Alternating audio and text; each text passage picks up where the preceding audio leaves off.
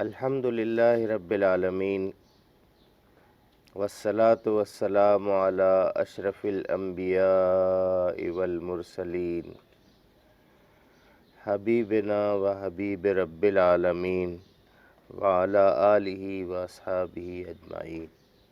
محترم سامعین و ناظرین اور میرے عزیزو، ہم سورہ کہف کا مطالعہ کرتے ہوئے 7 رکوع کا مطالعہ کر چکے ہیں اور آج ہم 8ویں رکوع کا مطالعہ کریں گے۔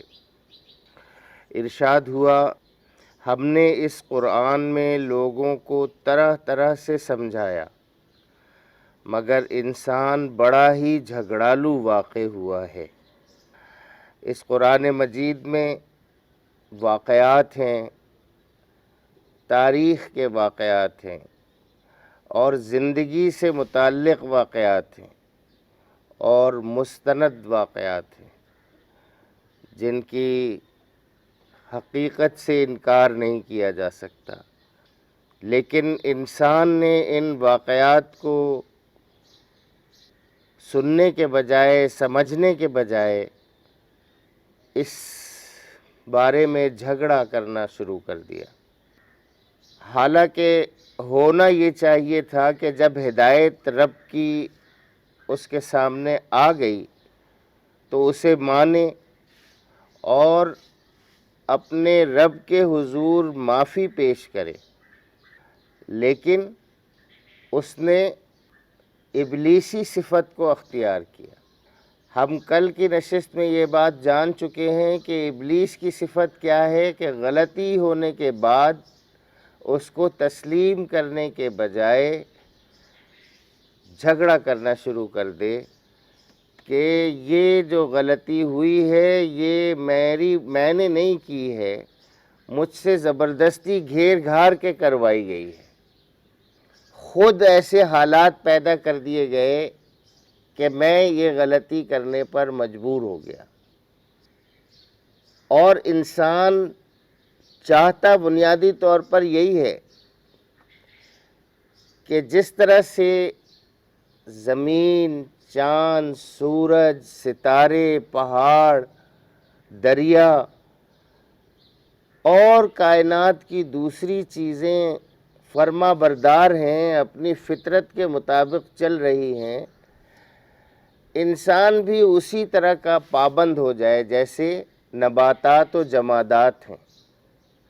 تو وہ اکثر یہ کہتا ہے کہ بھائی ہم سے کروا لیتے صحیح کام، اب تو جو ہماری مرضی ہے وہ ہم کریں گے، ہمیں اجازت دی ہے، ہمیں جو کچھ طاقت دی ہے ہم اس کو استعمال کریں گے۔ یہ جھگڑے کی بنیاد ہے، بنیادی جو پوائنٹ ہے جو اللہ سے جو جھگڑا کرتا ہے وہ یہی ہے کہ کار جہاں دراز ہے اب میرا انتظار کر۔ تو ارشاد ہوا، ہم نے اس قرآن میں لوگوں کو طرح طرح سے سمجھایا مگر انسان بڑا ہی جھگڑالو واقع ہوا ہے۔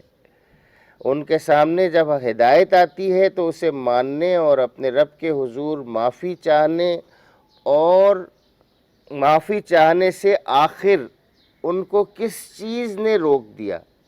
اس کے سوا اور کچھ نہیں کہ وہ منتظر ہیں کہ ان کے ساتھ بھی وہی کچھ ہو جو پچھلی قوموں کے ساتھ ہو چکا ہے۔ اب کس بات کا انتظار ہے؟ اب کس کا انتظار ہے؟ اب انتظار بس اسی بات کا ہے کہ فیصلے کا وہ وقت آ جائے۔ حالانکہ پچھلی قوموں کے ساتھ جو کچھ ہو چکا ہے وہ بھی ان کے علم میں ہے۔ قرآن مجید میں پچھلی قوموں کا ذکر اسی لیے ہے کہ انسان اس کو دیکھے، اس کو سنے، اس کو سمجھے، اس سے سبق حاصل کرے اور آج جو کچھ غلطیاں اب تک ہو چکی ہیں اللہ تعالیٰ سے ان سے معافی مانگ لے اور سیدھا راستہ اختیار کر دے۔ لیکن نہیں، وہ جھگڑا کرتا ہے اور دراصل وہ اس رویے کی وجہ سے اس انتظار میں ہے کہ ان کے ساتھ بھی وہی کچھ ہو جائے جو پچھلی قوموں کے ساتھ ہوا ہے۔ جب دلیل اور حجت کا تعلق ہے قرآن مجید نے اسے واضح کرنے میں کوئی کسر اٹھا نہیں رکھی۔ قرآن مجید میں دل اور دماغ کو اپیل کرنے کے جتنے مؤثر طریقے ہیں وہ سب بہترین انداز میں اختیار کیے جا چکے ہیں۔ آپ لوگ سنتے ہیں نا موٹیویشنل اسپیکرز کا آج کل زمانہ ہے۔ موٹیویشنل اسپیکرز بھی کیا کرتے ہیں اور کتنی تبدیلی انسان کے اندر لے آتے ہیں۔ ایک سما بن جاتا ہے ہال میں اور لوگ جو ہے وہ سحر میں آ جاتے ہیں، لیکن اس کے بعد عملی صورت کیا پیش آتی ہے؟ کامیاب وہی لوگ ہوتے ہیں، وہی چند لوگ جو اس وقت اس میں اپنی پچھلے طرز عمل کا جائزہ لے کر اصلاح کے لیے ارادہ کر لیں اور پھر عملی اقدامات کریں۔ اگر وہ عملی اقدامات نہیں کرتے تو پھر وہ کتنی ہی کیریئر ڈیولپمنٹ کی میٹنگز اٹینڈ کر لیں، ورکشاپس اٹینڈ کر لیں، سیمینارز اٹینڈ کر لیں، عملی اقدام نہیں کرتے تو اس کا مطلب یہ کہ وہ کیریئر اپنا تباہی کی طرف لے جا رہے ہیں، بالکل اسی طرح سے جیسے ان کے آس پاس لوگوں نے وقت ضائع کر کے اپنی زندگی کو تباہ کر لیا۔ آج آپ 10 12 18 سال کے 22 سال کے جو لوگ بیٹھے ہوئے ہیں میرے بچے، یہ 48 سال کے لوگوں کو دیکھ لیں جنہوں نے تباہی کی ہے اپنی زندگی کی، جنہوں نے اپنے وقت کو محض کھیل تماشے میں گزار دیا۔ کون سا کارنامہ حیات ہے جو ان کی زندگی میں آپ کو نظر آتا ہے؟ آپ کے پاس آج وقت ہے کہ ان کی زندگی سے سبق سیکھیں۔ یہ کھنڈرات ہیں جو آپ کے گھروں میں موجود ہیں، آپ کے محلوں میں موجود ہیں، آپ کے خاندان میں موجود ہیں۔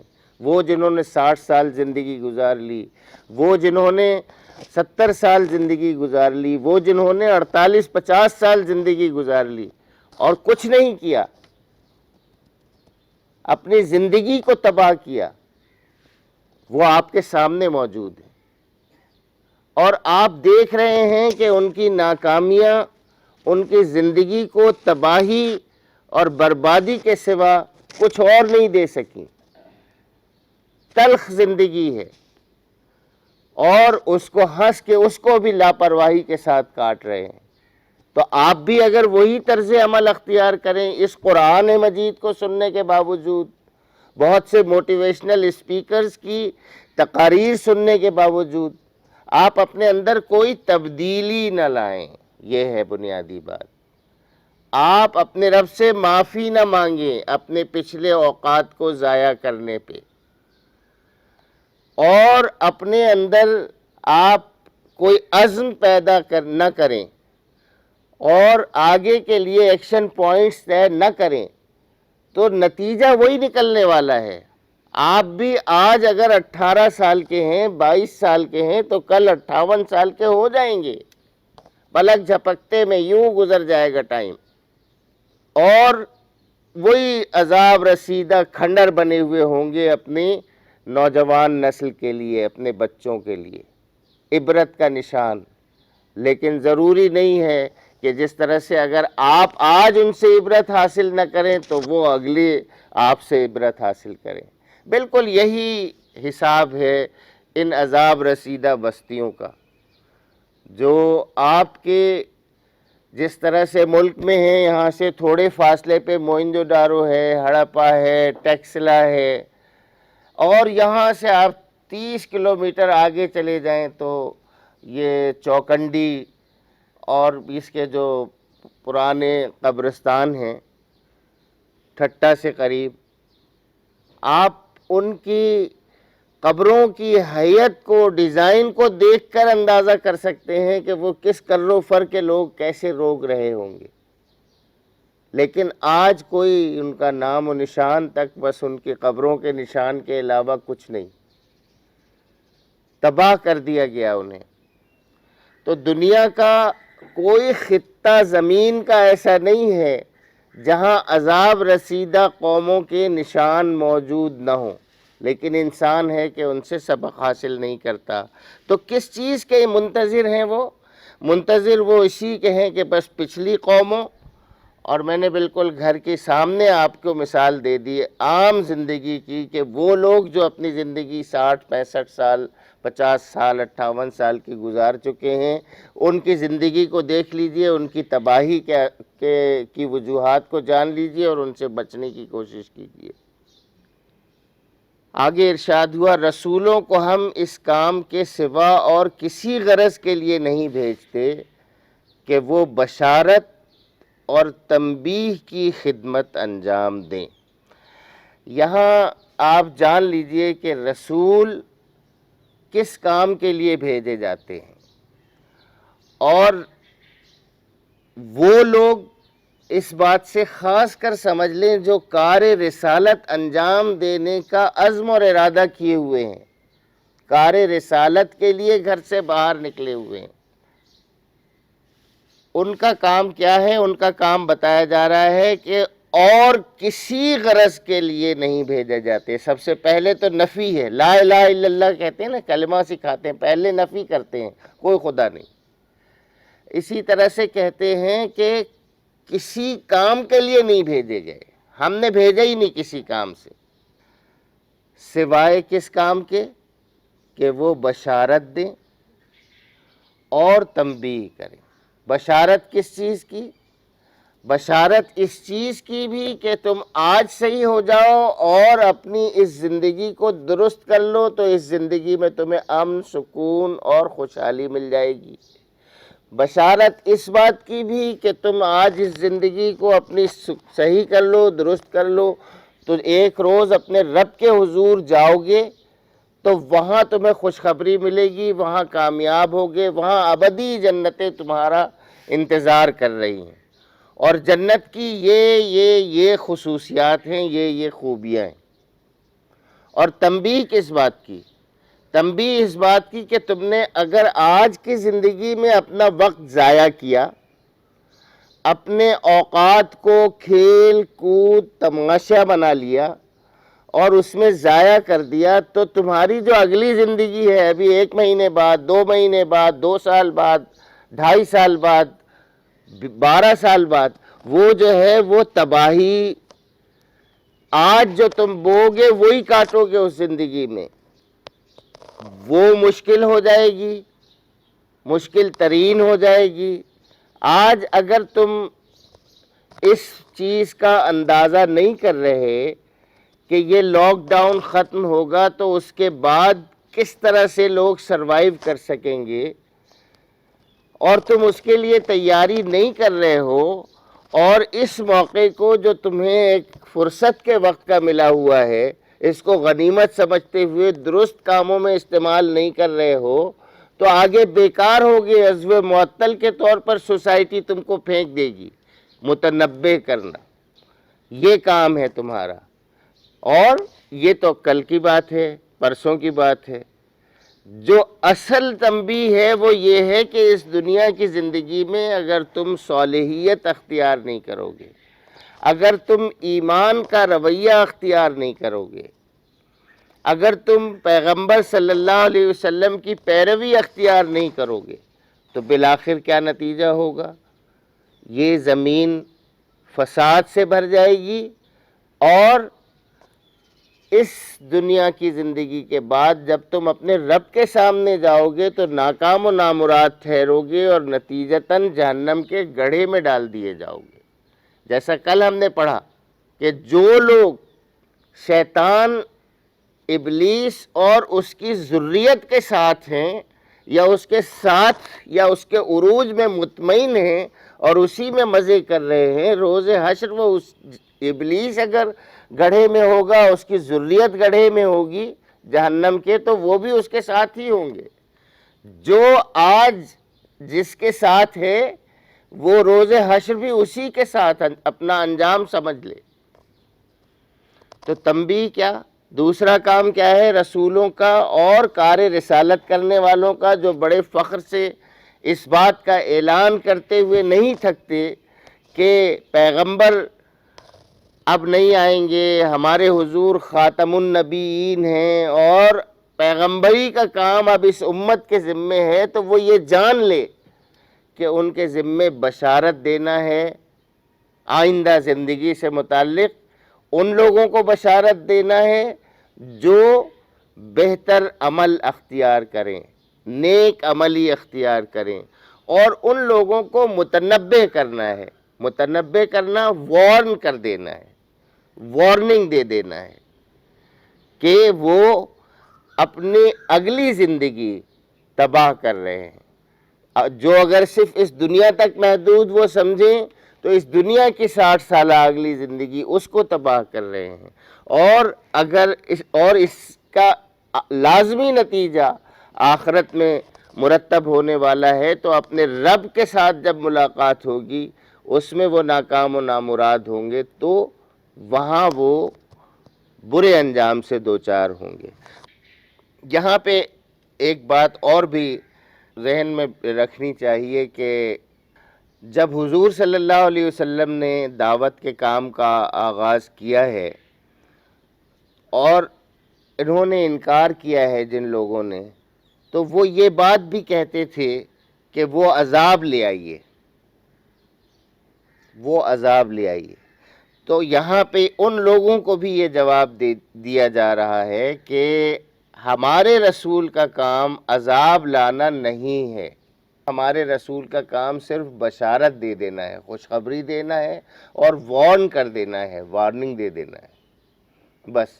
تو یہاں یہ بات بھی سمجھ لینی چاہیے کہ اگر کوئی آپ سے عذاب کا مطالبہ کرے یا اس کا الٹ کیا ہوگا، آپ اپنے رب سے عذاب کا مطالبہ نہ کریں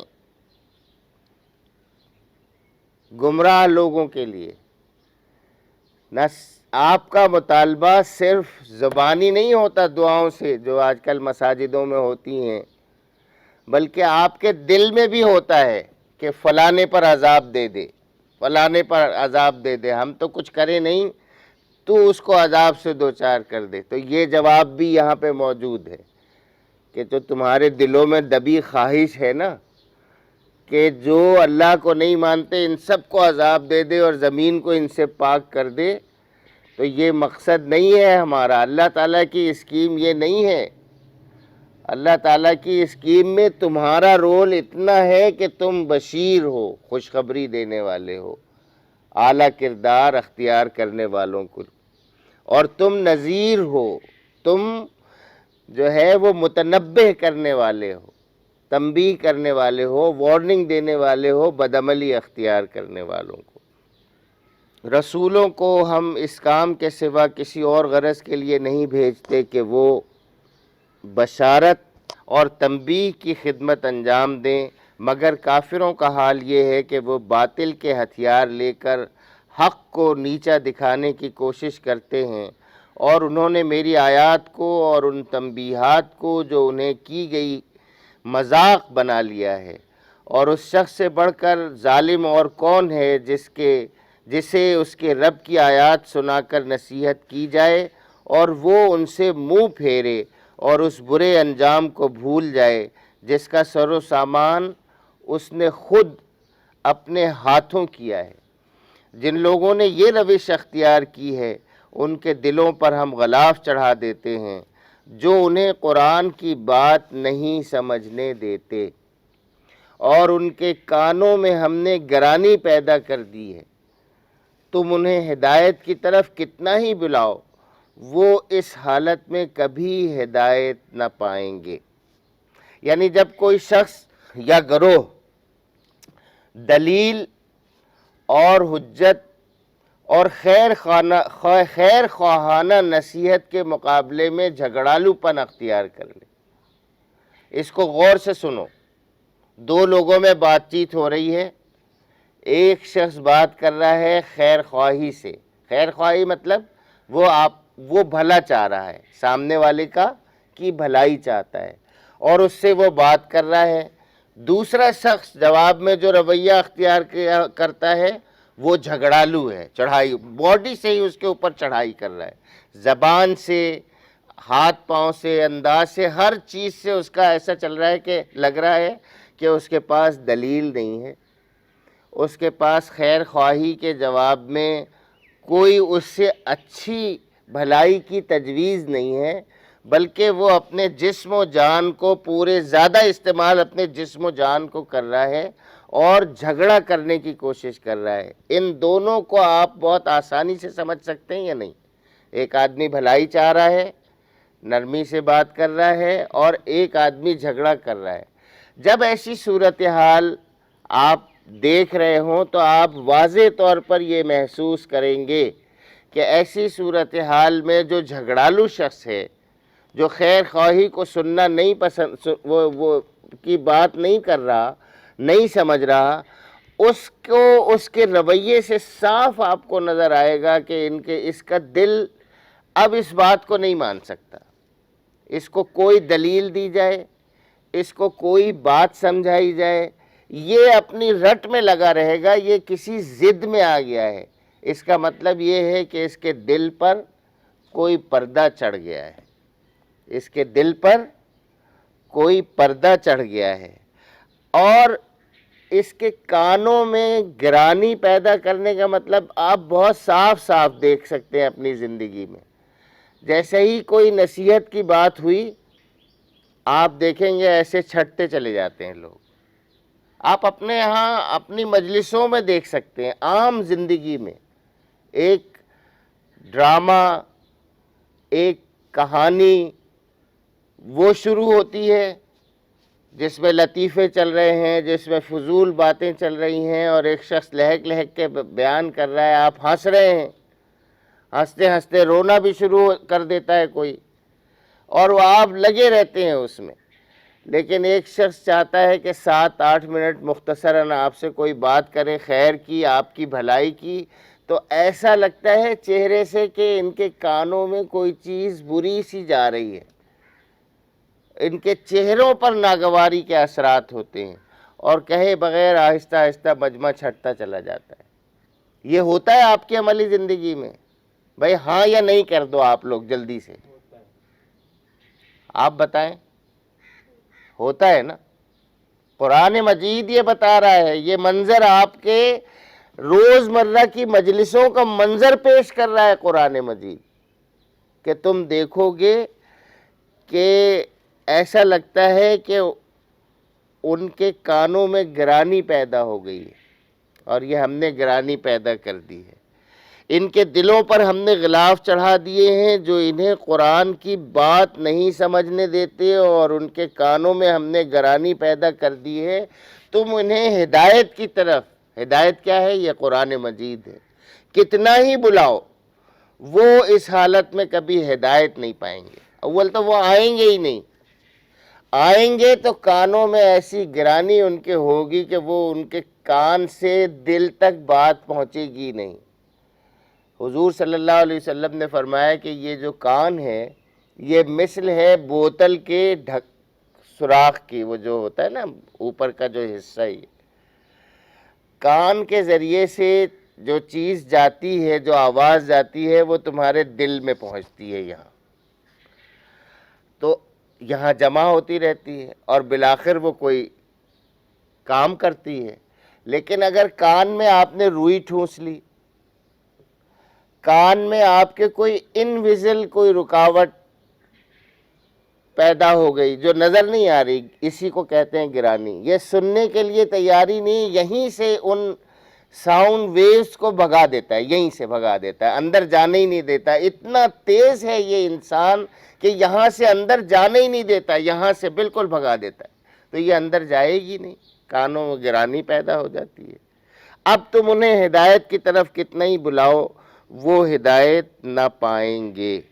تو آپ یہ دیکھیں کہ جس آدمی نے دلیل اور حجت اور خیر خواہانہ نصیحت کے مقابلے میں جھگڑالو پن اختیار کیا، اور حق کے مقابلے میں جھوٹ اور مکر و فریب کے ہتھیاروں کو استعمال کرنے لگا، وہ اپنے کرتوتوں کا انجام دیکھنے سے پہلے کسی کے سمجھانے پر اپنی غلطی ماننے پر تیار نہیں ہوگا۔ تو ایسا شخص جو ہے وہ اللہ تعالیٰ سے اس کو رجوع کرنا چاہیے اور اس سے توبہ کرنی چاہیے. اللہ تعالیٰ دوبارہ اس کو سننے اور سمجھنے کی صلاحیت دے دے گا. یہاں یہ بات سمجھ لیجئے کہ یہ بات کسی کے دل میں غلط فہمی نہ ہو کہ اللہ تعالیٰ خود سے کر دیتا ہے. یہ ایک کیفیت ہے جو اس کے اوپر اس کے عمل کی وجہ سے طاری ہو جاتی ہے. باقی جو کچھ بھی کام ہے اس کائنات میں وہ سب کچھ ہوتا ہے اللہ ہی کی طرف سے. تو بندے کو کیا چاہیے کہ جہاں پہ وہ متنبہ ہو جائے فوراً توبہ کر کے اللہ کی طرف رجوع کرے. کیوں؟ اس لیے کہ آگے ارشاد ہوا کہ تیرا رب بڑا درگزر کرنے والا اور رحیم ہے. درگزر بالکل ختم، جیسے وائٹ بورڈ سے مٹا دیتے ہیں نا، بالکل اس طرح سے وہ مٹا دے. تیرا رب بڑا درگزر کرنے والا اور رحیم ہے، رحم کرنے والا ہے. وہ ان کے کرتوتوں پر انہیں پکڑنا چاہتا تو جلد ہی عذاب بھیج دیتا. یہ جو تم دلوں میں عذاب کی خواہش پالے ہوئے ہو نا کہ ان کے اوپر عذاب آ جائے، تو وہ اگر چاہتا تو جلد ہی ان کے اوپر عذاب بھیج دیتا، مگر ان کے لیے وعدے کا ایک وقت مقرر ہے. اللہ تعالیٰ نے اپنے لیے بھی جو اصول بنائے ہوئے ہیں، کائنات کے لیے جو اصول بنائے ہوئے ہیں، جتنی مدت دی ہوئی ہے وہ بالعموم اسی کے مطابق کام کرتا ہے. ویسے وہ مالک ہے، کوئی اس کو پوچھنے والا نہیں، کوئی اس کو ٹوکنے والا نہیں، کوئی اس کو روکنے والا نہیں. وہ جو چاہے فیصلہ کرے، لیکن جتنی مدت اس نے دی ہوئی ہے لوگوں کو وہ اتنی مدت کے لیے چھوٹ دیتا ہے. تو ارشاد ہوا تیرا رب بڑا درگزر کرنے والا اور رحیم ہے. وہ ان کے کرتوتوں پر انہیں پکڑنا چاہتا تو جلدی ہی عذاب بھیج دیتا، مگر ان کے لیے وعدے کا ایک وقت مقرر ہے اور اس سے بچ کر بھاگ نکلنے کی یہ کوئی راہ نہ پائیں گے. تو کیا بات معلوم ہوئی کہ اللہ تعالیٰ غلطی پر فوری پکڑتا نہیں ہے. جب کوئی قصور سرزد ہو جائے تو اسی وقت پکڑ کر سزا دے ڈالے، یہ اللہ تعالیٰ کا کام نہیں ہے. یہ اس کی شان رحیمی کے خلاف ہوگا اگر وہ فوراً پکڑ لے. اس کی شان رحیمی کا تقاضا کیا ہے کہ مجرموں کو پکڑنے میں وہ جلدی سے کام نہیں لیتا، انہیں سنبھلنے کا موقع دیتا رہتا ہے. مگر سخت نادان ہوں گے وہ لوگ جو اس ڈھیل کو غلط معنوں میں سمجھیں، غلط معنی میں لیں اور یہ گمان کریں کہ چاہے وہ کچھ بھی کرتے رہیں کوئی ان کو پوچھنے والا نہیں. ہم میں سے ہر فرد اپنے ان گناہوں کو جانتا ہے جسے وہ خود جانتا ہے اور کوئی نہیں جانتا.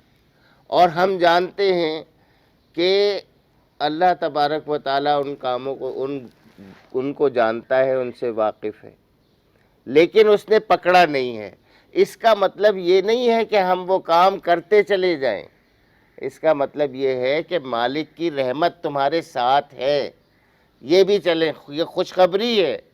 آپ سمجھ لیں اللہ تعالیٰ کی رحمت کس کے ساتھ ہے؟ آپ کے ساتھ ہے، ان سب لوگوں کے ساتھ ہے جو غلطی پہ غلطی کیے چلے جا رہے ہیں اور اللہ تعالیٰ انہیں ڈھیل دے رہا ہے. ان کے ساتھ کیا چیز ہے؟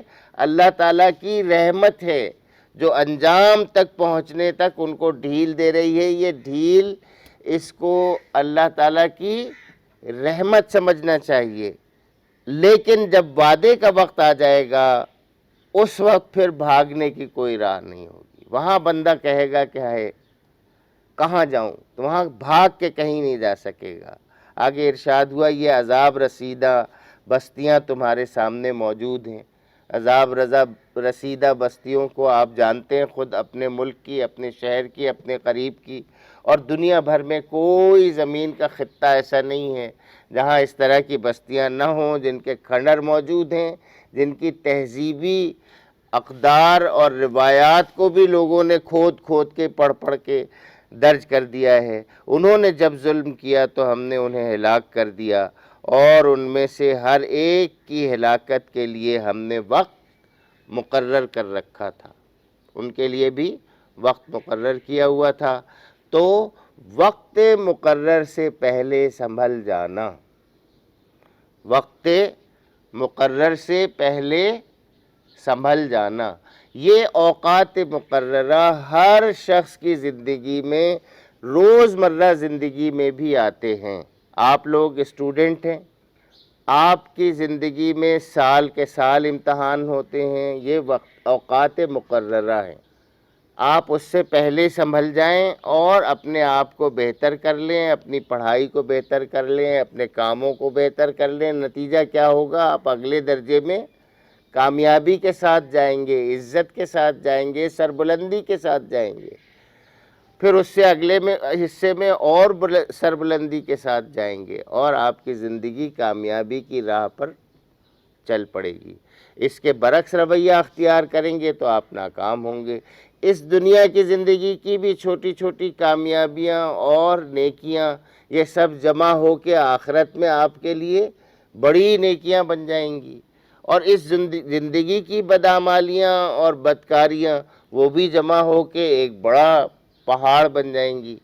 تو زیادہ بہتر اور سمجھدار انسان وہ ہے جو اس دنیا میں نیکی کو جمع کرے اور برائی کو یہیں ختم کرنے کی کوشش کرے۔ وآخر دعوانا ان الحمدللہ رب العالمین۔